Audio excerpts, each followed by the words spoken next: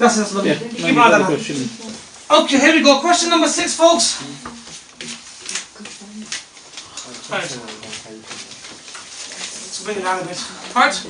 Question number 6. Again, I'm not going to use my paper. Okay, Mr. Louise, are we ready? Yeah. Okay. Question number 6 says you can use this conversion graph to change between pounds and dollars.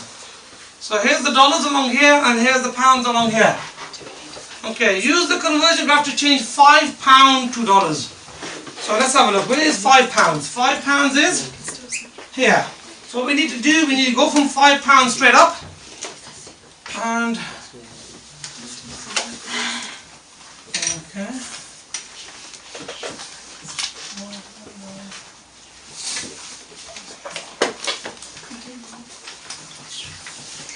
Can everybody have a go at that, please?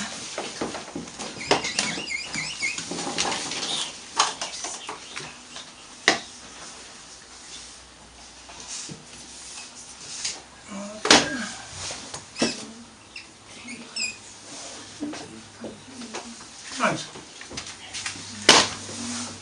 Okay, done that?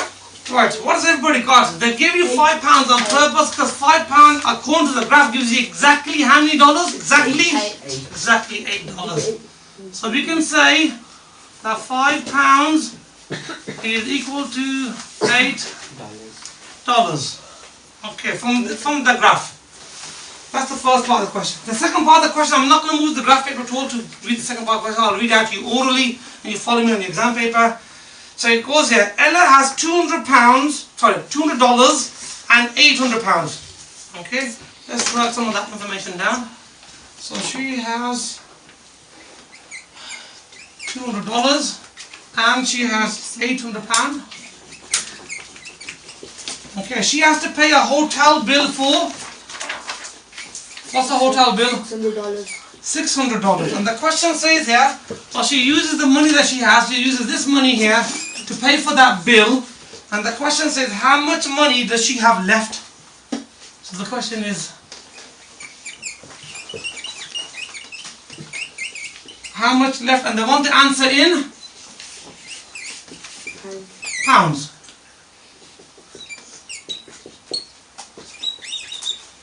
Okay, so we put the information in the top corner. That should be okay for the moment. Now,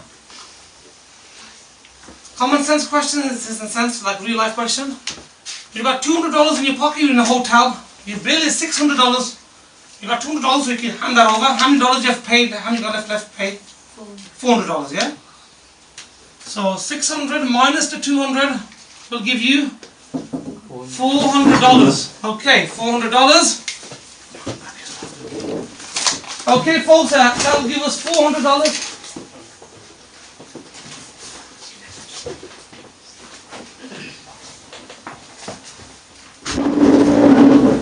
Right, okay, so we got $400 left to pay. Let's work out how many pounds is $400 so then we can take it out from the 800. Now, we have a conversion of here at the moment. £5 is $8 and I want to work out $400. So let's have a look. From $8, let's first of all go to $40. We should be able to do that quite quickly and easily using our times tables knowledge. How do we get from $8 to $40? 60. By timesing it by? 5. Good. But I don't want actually $40. I really want to get towards. So I'm doing it in steps. I want to get to $400. How do we get from $40 to $400? Time by 10. So you broke the question down into two pieces. Okay, so whatever we do on the right hand side, we have to do on the left hand side.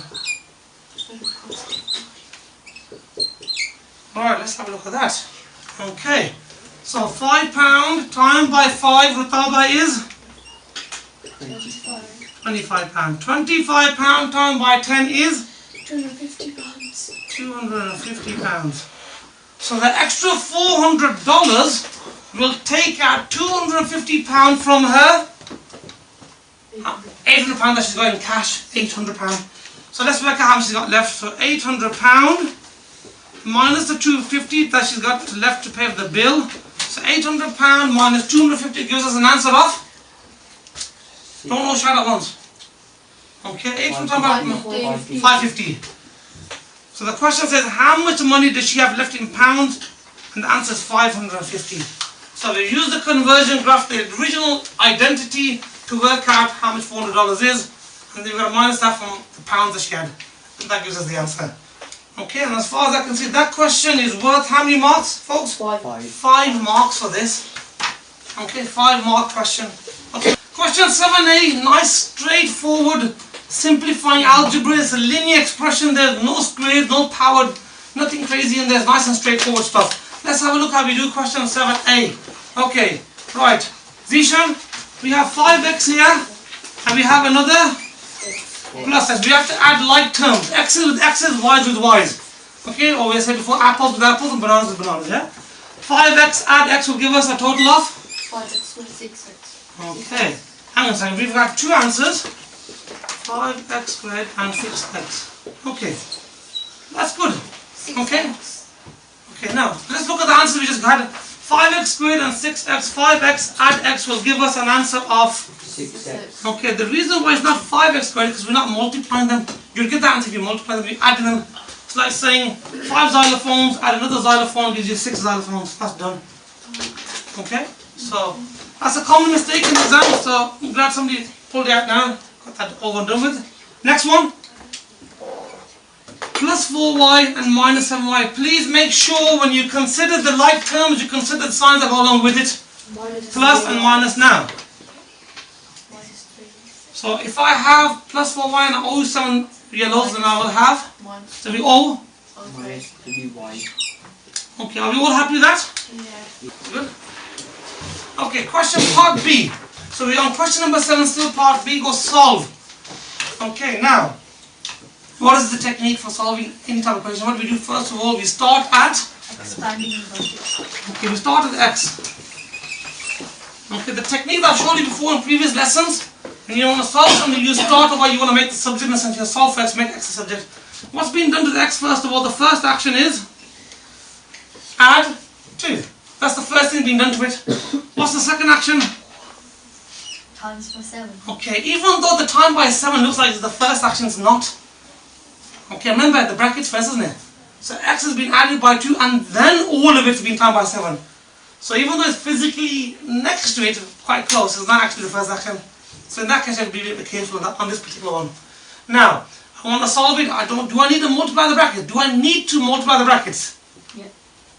You could, but it's not. Have to. Not necessary in this question. We'll show you. I will do both ways. Now, when we solve an equation, we do the last action first. Opposite of time by 7 is? Divide. So grab the time by 7 here. Get rid of these numbers for the moment now. Opposite time by 7 is divide by 7. 7 divided by 7 is? 1. Okay, what are we left with now? X add 2. What's happened to the brackets? The brackets have evaporated. Gone. Okay? Once the multiplier goes, the brackets go with it as well. So x plus 2 equals 1. Now let's ask Mr. Saf, really hard question now. Really difficult. X add 2 is equal to 1. I need to work out the value of x. So opposite of add 2 is? Minus 2. MashaAllah. Excellent answer. Beautiful. So 1 minus 2 will give us an answer of? Minus 1. Minus 1. And that question is done. I'm doing that way the Zishan want to be doing. Let's just show you that how as well. Okay. This is the other way. The multiply of the brackets way. 7 down by x will give us? 7x. 7 down by plus 2 will give us? 14. Okay, so here we multiply the brackets first of all. First action is times by 7, second action is plus 14. Okay, now opposite of add 14 is? Minus 10. So 7 minus 14 is? 7. Minus 7. Okay, now you move the multiply by 7 over. Opposite time by 7 is? Divide by 7. So x is equal to? Minus 5. Okay, which one looks longer? That one. The second one. one. Yeah. Some more steps in it. Yeah. Okay, we made more work for ourselves. So that's why I skipped that one for the moment. So, next question over here. Trams leave Piccadilly to Eccles every 9 minutes. Elizabeth Piccadilly to Didsbury every 12 minutes. A tram to Eccles and a tram to Diddley both leave Piccadilly at 9 a.m. At what time will a tram to Eccles and a tram to Diddley next leave Piccadilly at the same time? Okay, this question is, what kind of question is this? It's looking at what? What are we looking at? LC. LC? M. So we start at 9 o'clock. Okay, the first one goes every 9 minutes, so it's going to be 09. And the next one's going to be, after 09 is going to be what? 18, and then after 18 is going to be what? So it's going every 9 minutes. Okay? Yeah. And the other one goes every 12 minutes. Okay, what's the next one after 27? Another one? What's the next line after 27? 26. Okay, and then let's do the bottom one. Now that was for Eccles. This one for Didsbury. So it goes every 12 minutes. It's 12. 24. At what time will a tram to Eccles and a tram to Didsbury next leave Piccadilly at the same time? So they're going in different times, but then the time matches at 9:36. So that's the answer to that question, and that question is worth 3 marks. Is that it? That's it. Okay, question number 9a, simplify. Let's have Rutaba. Simplify A4 times by A5. You look at the A's, they are both the same, which is good. So if they are the same, then what do we do with the indices, Rutaba? We add them. Good.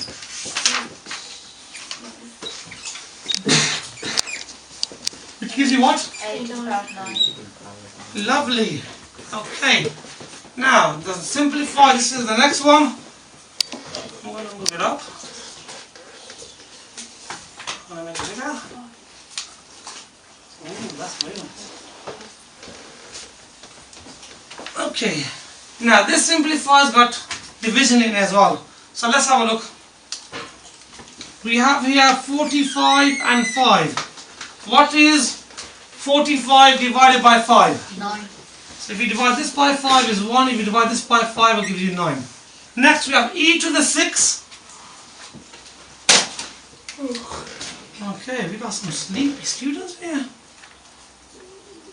All the late night Xboxing, huh? Okay, e to the 6 divided by e to the power of 1.